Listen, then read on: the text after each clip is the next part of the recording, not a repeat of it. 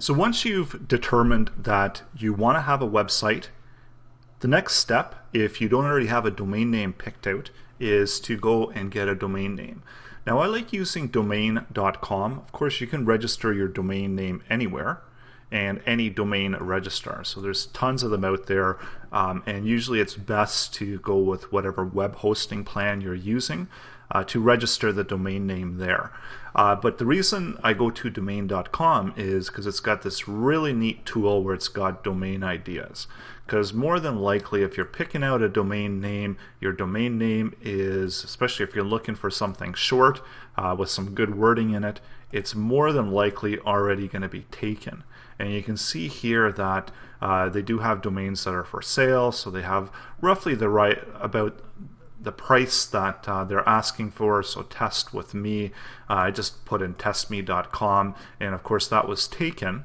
So they did provide some other test me domains that are available with different domain extensions other than .com, but more than likely if you are setting up a domain name you want to use .com.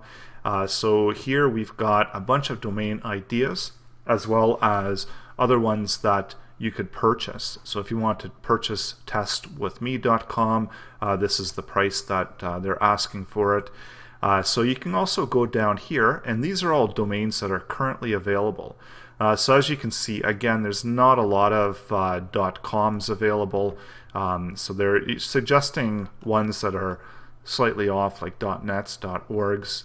And again, you could go through these and to get more ideas in order to register your domain name.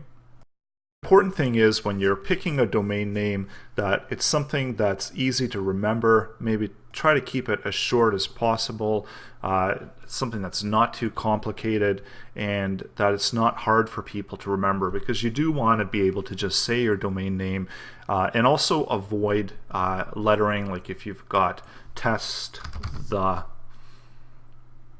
event.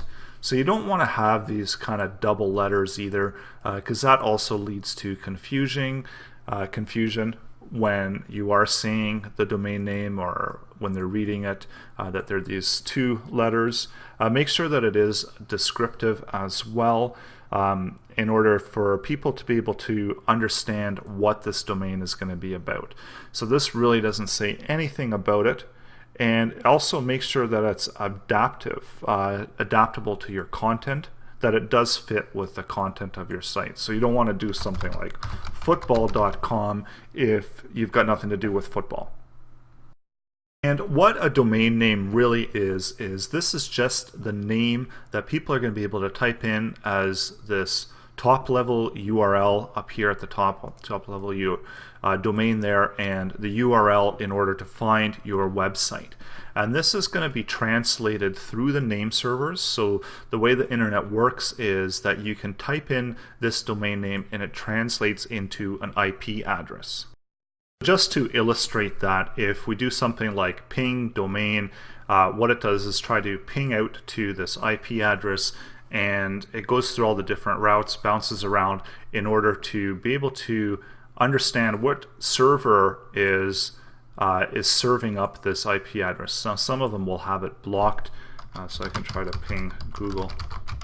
Maybe it works, maybe it doesn't, but yeah, so with Google it does work, and we see that we ping google.com, it translates into an IP address, and this is the IP address of Google's servers that's hosting google.com, and this is the same idea that you're trying to do with your web hosting.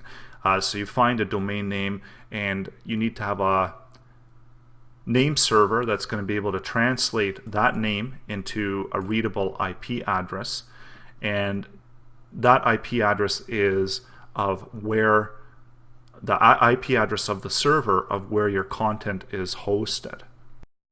When it comes to hosting, there's a lot of hosts out there, and when you are picking a host, try to look for good uptime, size, bandwidth, customer support, and the ease of use.